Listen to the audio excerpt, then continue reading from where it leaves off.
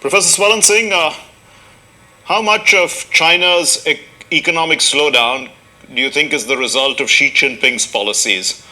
Several pollsters have indicated that there's a negative feeling growing in China, at least since 2019. I mean, not in China, against China, sorry. Thank you, Mark, for having me on your program, first of all. Definitely, President Xi Jinping has been in command now for more than 10 years. And we understand that in China, the writ of President Xi runs really large. So all the good things or all the bad things happening would ultimately be kind of leading to decisions made by President Xi Jinping. So some of the decisions, for example, enormous trillion plus different estimates, 1.5 trillion or more worth of investments in Belt and Road initiatives, invariably in conflict zones, not really caring for per dollar returns and commercial viability. Or I think the more recent kind of close relation that we have noticed that President Xi has with President Putin, leading to a certain kind of increasing dichotomy or gulf between United States and its allies on the one side and Russia, China and some other countries on the other. Yes. Fundamentally leading to increasing lack of confidence of at least the developed countries' investors in China. And because China's growth story was led primarily by foreign direct investments and foreign trade, now, if the investments begin to be impacted upon and the demand for Chinese products in Western advanced countries begin to be impacted upon, that can be in some ways related to President Xi being responsible for this kind of slowdown that China is witnessing. But at the same time, I think some of them are structural factors. Okay. For example, China over years has now grown up to become 18 trillion economy. And if you look at the growth rates of developed countries, for example, OECD countries, 4% is an impressive growth rate. Yes. In that sense, China is still slated by IMF's most recent estimate to grow at about 5.3% for this year and 4.5% next year, which is again a deceleration of growth rate. What is perhaps disconcerting is the fact that China's economy is now deeply intertwined with a very large number of countries. Right. And just as United States and others used to, recognize China as a locomotive of global growth rate, yes, this deceleration would impact several other countries and the global growth rate as well, because China alone stands for about 20% of global GDP. Right. So the growth story of China or deceleration is not just a concern for Chinese, it's a concern of much of the world as well, I suppose. And New Zealand can be looked at as, one market to a large extent, ASEAN as another. Now, has RCEP been effective for China in these markets, you think? I think the fact that China is for about 15, 17 years world's largest trading partner includes its kind of overconfidence on RCEP as well. But because of the increasing dichotomy, as I mentioned, all of these countries are either in some kind of a contention. We have seen China's kind of wolf warrior diplomacy with the Australians at some stage. And that kind of disconnect at the political level does impact the trade of China, which is, as I said, the driver of growth rate. But I think significant it is to see that China is now at a stage when, systemic challenges are much more serious for its growth rates today. And very quickly, I could look at, for example, very short-term challenges. Okay. China's real estate was one of the buzzing sector for China for almost 30 years. It's been in crisis. I mean, all of us have heard about Evergrande story of this year, for example. They have declared $80 billion of losses. They are under debt of about 300 billion.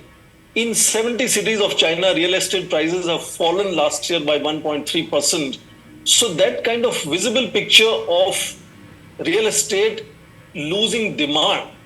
And then, of course, bad loans. Almost 1/3 of China's internal bad loans are bad loans today. So these are immediate factors. Now look at the midterm factors. If you add quickly, the politics of it. For example, the whole Ukraine war, for example, or more recently, Qin Kang's disappearance and dismissal, the foreign minister. Again, creates certain kind of questions about what kind of China's governance are we witnessing, Yes. and is creating certain kind of lack of confidence, lack of trust in the midterm, and therefore lack of demand for Chinese products. But in long term, the challenges are primarily demographic, for example, reducing shrinking workforce, Right. increasing aging population, transformation of productivity. The transition to green economy itself is so costly.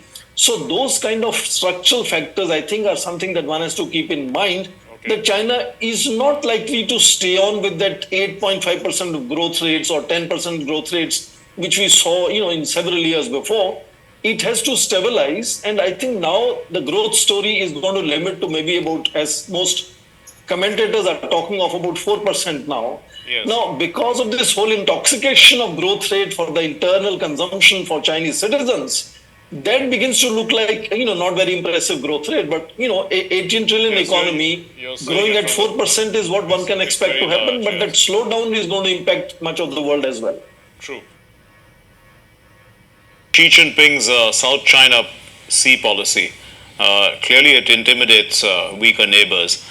This can't be an asset in terms of, in economic trade and things like that, because these countries will obviously look for security elsewhere. What do you think? I think, Mark, that's an interesting way to look at the dichotomy which is emerging.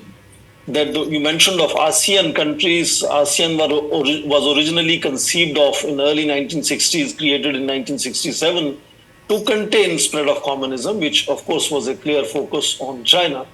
But in late 1990s, 97 to be precise, when you had East Asian financial crisis, Chinese took full advantage of that, and they were the first one to go and help these countries, and that has kind of created a U-turn. That ASEAN has China as its largest trading partner for more than a decade now. So economic relationship and partnership with China and security partnership of several of these countries with the United States is how the reality on the ground looks now. But fundamentally, you see, ASEAN, by China's engagement, has so far failed to put up any joint front. Right. I mean, ASEAN is never able to stand together. Four of these countries are in contention on South China Sea with China, but they are not able to stand up to China together. And therefore, at bilateral level, China is often either able to, browbeat them or to incentivize them. And therefore, over years, we have seen now gradually China imperceptibly, gradually inching one after another, has more or less captured much of the South China Sea, almost going to the shores of Yes. countries like Philippines. And we saw that even in 2016 June, when Philippines was a country in whose favor the Court of Arbitration judgment came, and the president of that time, Duterte, decided not to press on it, and then he preferred investments from China. So China has been able to manage several of these relationships by focusing on bilateral, primarily trade and investment, as Dr. Pathak said, which is mostly one-sided. Yes. Because of enormous compilation of foreign exchange reserves, which, if they are not invested, become a liability. Money lying in my bank is losing value unless I invest it. So even today, with all the efforts of putting trillion plus dollars in all kinds of investments under BRI, China even today has 3.5 or plus trillion dollars of foreign direct investment.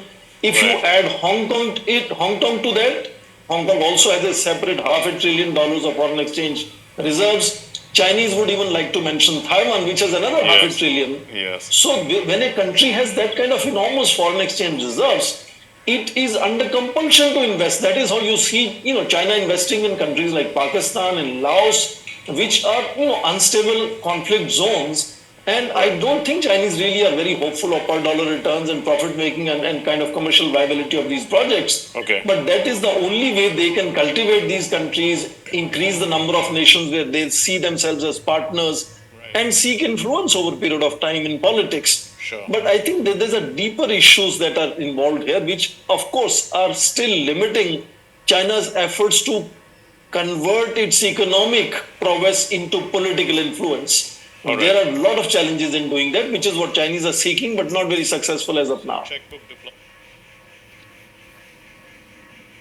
The rise of youth unemployment. How serious is this problem? Because there are not many jobs for the large number of graduates who are coming out of universities from China.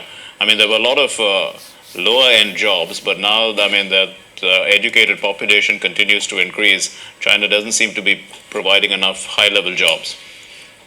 I think you have already hit the nail perfectly, because as China moves from menial low-end jobs to more high-tech, and particularly when automation becomes the kind of buzzword that they want to really use more and more machines to produce products, that has created enormous problem for even skilled, educated youth in China, because there are not immediately enough jobs available.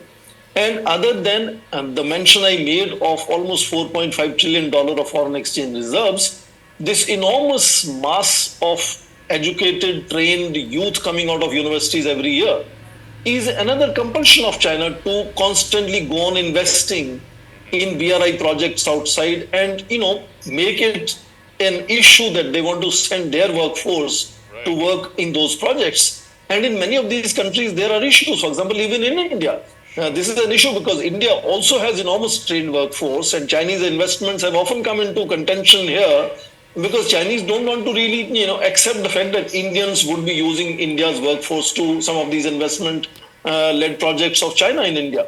So, they have been trying to look for all kinds of opportunities, and that is in that sense creating a certain amount of unrest in China, discomfort in China, where people are not really not really denied basic necessities of everyday life like food and clothing, but they need useful employment. And that is the challenge now China has with this increasing automation is another issue, which has again, taken away a lot of jobs from Chinese. And they really have to think of what to do with these, enormous manpower who are not easily absorbable outside in Western world or in other advanced nations. I dare say that Indians are relatively much better placed because of advantage of language, advantage of political relationships that India has with most of these countries. And Chinese are not as yet as welcome or as capable of going around the world looking for jobs as many Indians are able to do. Okay, So that sure. indeed is Let me toss that question. Is as China's private enterprise increases, will it demand more capitalism from the from the CCP control, or on the flip side, if the CCP actually wants to control, it could affect the animal spirits, the entrepreneurship within the economy. Indeed, Mark, I think that has already happened in China. If you look at last 7-8 years, you can find several instances of how really big business people in China, the moment they were becoming kind of iconic figures, and if they happen to say something, the treatment meted out to them is a good indicator to say how much party has become lately much more conscious in reinforcing centrality of party in everyday life, whether it is media, masses, military, or anybody else or business. So that kind of animal spirit, I think, is already impacted upon. Another very interesting part is that, as I think Dr. Patak mentioned before, China was and still is almost about 30% of manufacturing of the world happens in China. Yes. And therefore, how far can you stretch it? So automatically, certain kind of shrink was bound to happen on that beyond a period of time. Now the Ukraine war has really triggered far more acceleration in that mindset of redesigning supply chains and friendshoring, onshoring, etc. And the latest is, if you see what United States Congress is doing, it is taking decisions to re-industrialize United States, and they are focusing first on high-end technologies. So some kind of gradual erosion of China's dominance in manufacturing sector. Professor Swansingh, we're running short of time.